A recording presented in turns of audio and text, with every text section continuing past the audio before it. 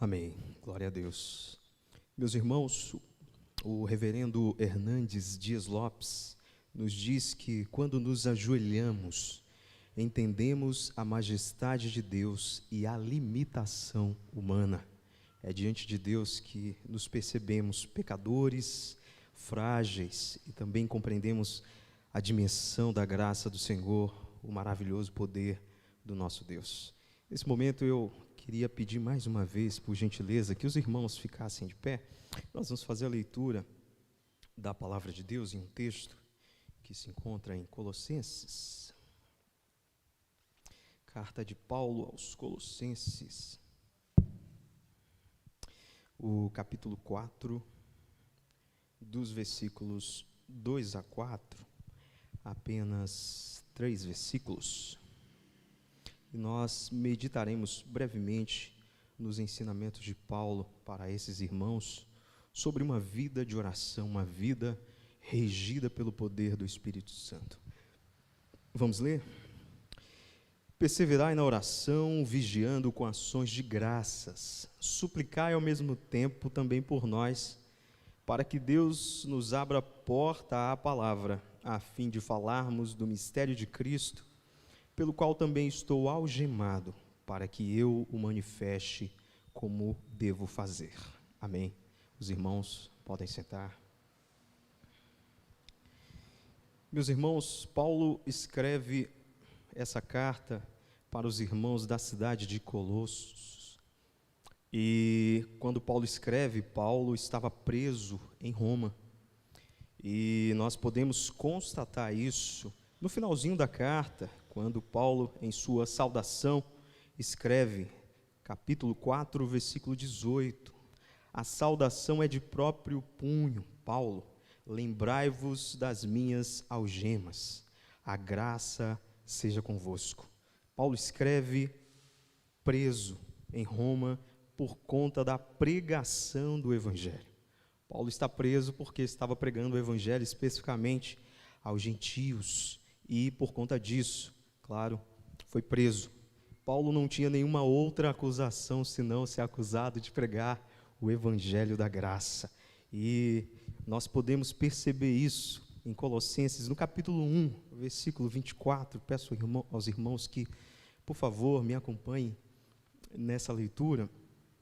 Colossenses 1, o 24 em diante, mas vou ler apenas o 24, quando ele diz: agora me regozijo nos meus sofrimentos por vós, e preencho o que resta das aflições de Cristo na minha carne, a favor do seu corpo, que é a igreja, da qual me tornei ministro de acordo com a dispensação da parte de Deus, que me foi confiada a vosso favor, para dar pleno cumprimento à palavra de Deus. Mais uma vez, então, o apóstolo Paulo, aqui como ministro de Cristo, diz que está preso exatamente por pregar esse Cristo, esse Evangelho, por cuidar, por viver em favor do corpo de Cristo, que é a igreja. E, irmãos, em matéria de sofrimento, o apóstolo Paulo sabia muito bem o que isso significava. Nós podemos ler um outro relato do apóstolo Paulo, agora em uma outra carta, a carta de Filipenses, especificamente o capítulo 4, os versículos de 10 a 13, um texto muito conhecido também, em que o apóstolo Paulo agradece a essa igreja, aos irmãos de Filipos, pela ajuda, e ele diz assim, olha, a partir do versículo 10, alegrei-me sobremaneira no Senhor, porque agora, uma vez mais, renovastes a meu favor o vosso cuidado desses irmãos para com Paulo, o qual também já tinhais antes, mas vos faltava oportunidade. Digo isto não por causa da pobreza, porque aprendi a viver contente em toda e qualquer situação. Tanto sei estar humilhado, como também sei ser honrado. De tudo e em todas as circunstâncias, já tenho experiência, tanto de fartura como de fome, assim de abundância como de escassez. Tudo posso naquele que me fortalece. É o apóstolo Paulo dizendo, olha, já estou experimentado, já passei por tudo isso. Eu sei o que é sentir fome, eu sei o que é escassez de recursos, especificamente recursos financeiros, mas eu também sei o que é uma vida em abundância, Em tudo isso eu estou experimentado, e em tudo isso eu aprendi, cresci, amadureci, que dependo unicamente de Deus. É nele que posso todas as coisas. Então, em matéria de sofrimento, Paulo sabia exatamente o que é padecer na vida. Mas a Bíblia nos apresenta, a Bíblia nos fala de outros servos, outros homens de Deus, que em meio ao sofrimento e por causa da submissão a Deus, padeceram perseguições, mas não abriram mão de uma vida de oração, mas não negaram o Evangelho, mas não abriram mão da sua vida com Deus. Por exemplo, você pode ler comigo um pequeno relato da vida de Daniel, profeta Daniel, o capítulo 6, versículo 10, você pode ler comigo. O momento em que Daniel recebe a informação de que o rei estabeleceu um decreto e que ninguém poderia orar a outro Deus que não ao rei. E Daniel, submisso ao Senhor, temente a Deus, não obedeceu ao rei e manteve a sua vida de oração, a sua dependência do Espírito Santo, o seu relacionamento com Deus. E nos diz o capítulo 6, versículo 10, exatamente isso. Daniel, pois, quando soube que a escritura estava assinada, que o rei havia assinado esse decreto, entrou em sua casa e em cima, no seu quarto, onde havia janelas abertas do lado de Jerusalém. 3 vezes por dia, Daniel se punha de joelhos e orava e dava graças diante do seu Deus, como costumava fazer. E claro, nós sabemos a história, por conta disso Daniel foi surpreendido por aqueles que queriam pegar Daniel em alguma cilada, e Daniel foi jogado na cova dos leões. Mas, por conta do temor de Daniel a Deus, da submissão de Daniel a Deus, em meio a essa dificuldade, a essa provação, a essa tribulação, Deus poupou a vida de Daniel. Mas nós também temos outros exemplos, e mais um aqui é a vida de Estevão. Estevão, depois de ter pregado o Evangelho, mesmo diante de um cenário bem hostil, lá em Atos, no capítulo 12, os irmãos puderem me acompanhar, Estevão não se sentiu coagido, desculpe, irmãos, Atos 7, 59, 60, nos diz o seguinte: e apedrejavam Estevão, que invocava e dizia: Senhor Jesus, recebe o meu espírito. Então, ajoelhando-se, clamou em alta voz: Senhor, não lhes imputes este pecado. Com estas palavras, adormeceu. Mais uma vez, mais um servo que, submisso à vontade de Deus, dirigido pelo poder do Espírito Santo, diante do sofrimento, diante da perseguição, diante das adversidades, por viver o Evangelho, prefere perder a vida do que renunciar, do que ser insubmisso à vontade de Deus. Nós temos ainda um outro episódio maravilhoso, agora da igreja reunida, que é em Atos 12, o versículo 5. Os irmãos poderão conferir comigo Atos 12, versículo 5. O momento em que Pedro está preso e algemado, entre 2 soldados, e naquela prisão, uma prisão romana, o pior cenário que você puder descrever, pense no cenário podre, fedido, desumano, e Pedro estava. Mas olha, irmãos, o que diz o versículo 5 de Atos 12: Pedro, pois, estava guardado no cárcere, mas havia oração incessante a Deus por parte da igreja a favor dele. E nós sabemos o resultado, o anjo convida Pedro, e Pedro acha que está tendo ali uma visão, e na verdade Deus estava livrando Pedro daquela prisão. Isso mostra que todos aqueles que vivem em submissão ao poder do Espírito Santo, todos aqueles que têm uma vida de oração e não abrem mão do compromisso com Deus, Deus cuida e livra e preserva a vida desses que são submissos, que são fiéis. E uma outra narrativa maravilhosa que a Bíblia ainda nos apresenta, de servos que em meio ao sofrimento tiveram uma vida de oração. Nós podemos encontrar isso em Lucas, nosso Jesus Cristo, Lucas 22:40. E essa narrativa é espetacular, porque nós podemos ver Jesus antes da crucificação no jardim do Getsêmani, dos versículos 40 a 44. Olha o que nos diz. Chegando ao lugar escolhido, Jesus lhes disse: orai, para que não entreis em tentação. Ele, Jesus, por sua vez, se afastou cerca de um tiro de pedra e de joelhos orava, dizendo: Pai, se queres, passa de mim este cálice. Contudo, não se faça a minha vontade, e sim a tua. Então lhe apareceu um anjo do céu que o confortava, e estando em agonia, orava mais intensamente. E aconteceu que o seu suor se tornou como gotas de sangue caindo sobre a terra. Pense a cena em que Jesus sentia o peso da cruz, em que Jesus, o corpo, já não suportava mais essa agonia, mas Jesus usa a oração. Jesus vai e ora, e é consolado. Você vê que o texto diz que um anjo desce, e partilha daquele momento com Jesus. Todos esses exemplos têm em comum uma vida de oração.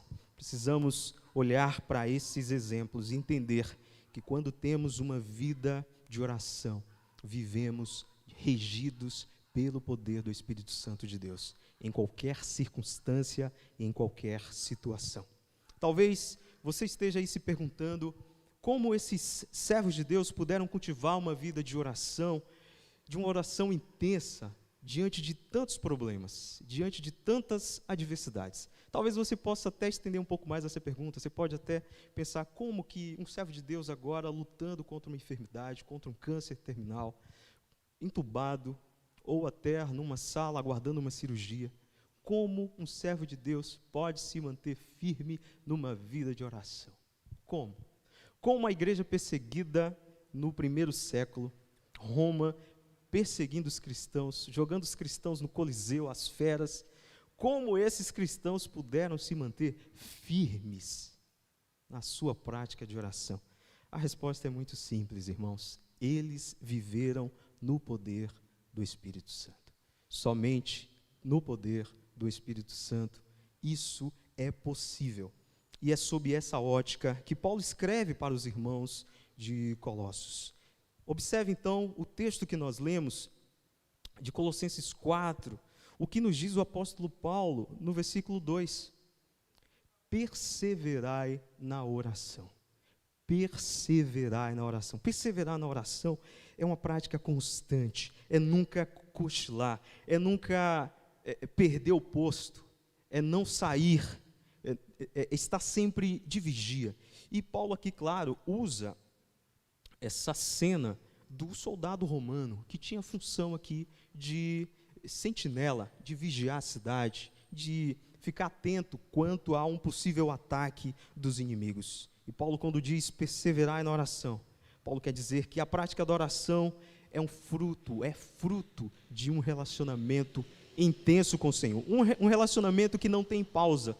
Não é como a internet, o Wi-Fi, que volta e meia cai, mas é a internet cabeada, é aquela que não tem queda, é uma frequência que não se altera, é um instrumento que está sempre afinado, Então, é esse perseverar na oração. Perseverar na oração é orar sem cessar, como o próprio Paulo diz em 1 Tessalonicenses 5,17, nós conhecemos muito bem esse texto: orai sem cessar, orai sempre, orai em todo tempo, em todo momento.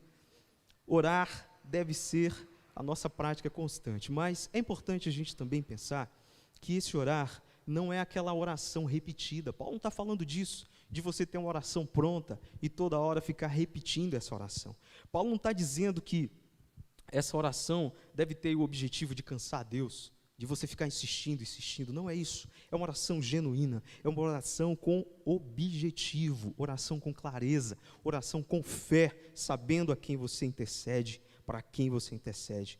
E o comentarista, o IESB, diz: Deus tem prazer em responder às nossas súplicas, mas, por vezes, adia a resposta a fim de aumentar a nossa fé e devoção e de realizar os seus propósitos no tempo certo. Ore sempre, ore.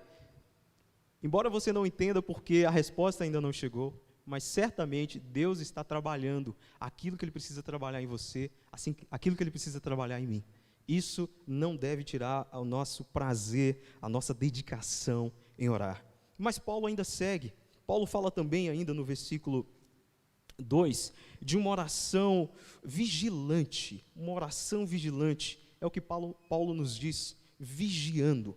E aqui Paulo retrata o campo de batalha, a postura de um soldado que está sempre atento, não pode cochilar. A função dele é tocar o sino quando o inimigo se aproximar. Se ele cochila, com certeza o inimigo tem aí a oportunidade de invadir a cidade. E é exatamente o que Jesus nos fala dessa vigilância na prática de oração. Olha Mateus 26, o versículo 41, é o que nos diz Jesus: vigiai e orai para que não entreis em tentação. O espírito, na verdade, está pronto, mas a carne é fraca. Nós precisamos ter disposição para orar. E o nosso inimigo, a nossa carne, o mundo com as suas propostas, o diabo que volta e meia procura as nossas brechas, tudo isso está apenas procurando o nosso cochilo, a nossa prática de oração. Nós precisamos ter a mesma disposição na prática de oração que um atleta tem quando ele está se preparando para as Olimpíadas, para uma competição. Ou o músico, quando ele se prepara para um recital, ele tem no mínimo 8 horas de dedicação naquele instrumento. Ele é zeloso. É nisso aí que Paulo pensa, quando ele fala dessa vigilância. A gente precisa ter energia, postura, reservar um tempo, se dedicar nessa prática de oração.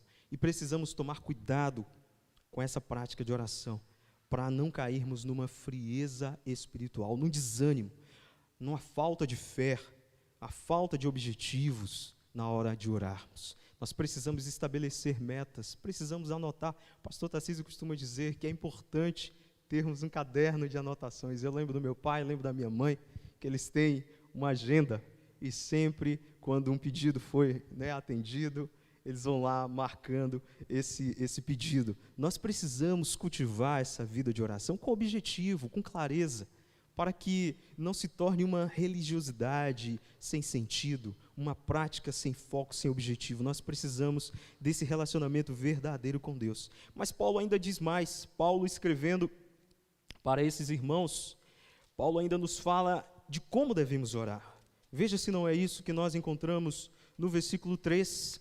Além de perseverarmos na oração, de termos uma oração vigilante, precisamos orar com ações de graças. Paulo ensina e vive o que ele ensina. Observe se não é isso que ele fala em Colossenses, capítulo 1, versículo 3, quando ele se dirige a esses irmãos.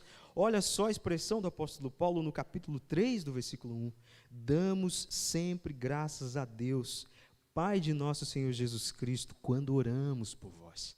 Paulo não está aqui apresentando queixas. Paulo está dizendo, olha, o meu coração está grato ao Senhor e eu sempre manifesto a gratidão a Deus por vocês em minhas orações. A nossa vida deve ser marcada com atos de gratidão. Não é só pedir, mas é agradecer ao Senhor. A propósito, nós precisamos parar para ver quantas coisas têm acontecido aí fora e nós estamos aqui. Quantas coisas têm acontecido, mas nós estamos com saúde, E mesmo quem não tem saúde nesse momento, está podendo receber assistência médica, estar num leito, mas está sendo cuidado. Graças a Deus por isso. Tudo isso é prova do cuidado de Deus, tudo isso é motivo de gratidão. Quantas coisas Deus tem feito por nós, mas a gratidão de Paulo vai além. O motivo maior de Paulo estar grato, ser grato ao Senhor, é por ter a Cristo Jesus. Isso é tudo, isso é suficiente em nossa vida. A nossa vida deve ser marcada, porque nós temos a Cristo. A expressão da nossa gratidão deve ser o louvor a Deus, o louvor ao Senhor. Celebrar a vida em Cristo Jesus. E Paulo, meus irmãos, continua orientando esses irmãos, escrevendo essa carta, ainda no versículo 3, quando ele diz sobre uma oração que nós precisamos fazer. Ele diz que essa oração de gratidão ela deve partir, essa necessidade de orar, melhor dizendo, deve ser fruto de todo aquele que é alcançado por Cristo, de todo aquele que vive submisso ao Senhor. Em outras palavras, Paulo quer dizer que todos nós precisamos de oração. Olha o versículo 3 que Paulo diz: suplicai ao mesmo tempo também por nós. É importante frisar isso. Paulo, em momento algum, deixou transparecer aqui que ele não precisasse de oração. Olha, eu estou mais próximo de Deus, então vocês não precisam orar por mim. Pelo contrário, o sustento que Paulo recebia vinha das orações desses irmãos. E observe que o que Paulo pede não é para que ele seja livre da prisão, não é para que ele tenha mantimentos, não é para que ele consiga ter boas roupas, recursos, materiais, não é isso. Observe que o texto continua, Paulo quer a oportunidade, irmãos, orem por mim, porque aqui preso, onde eu estou, nessa condição em que me encontro, eu quero aproveitar cada oportunidade para pregar o Evangelho. Somente um servo de Deus consegue enxergar um momento desse, de prisão, de escassez, né? Sem liberdade.